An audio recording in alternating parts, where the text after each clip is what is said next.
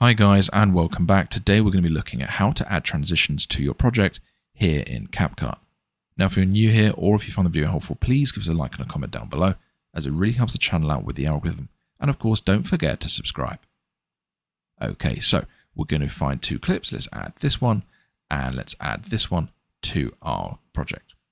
To add a transition, you go to the top of your screen and click on the sixth icon that says transitions.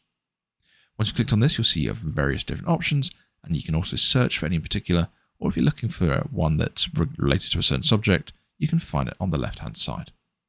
So we can see we have these here. I can also, if I click this, it will actually preview it for me, as you can see right here. But I do want to drag and drop this in between my two clips.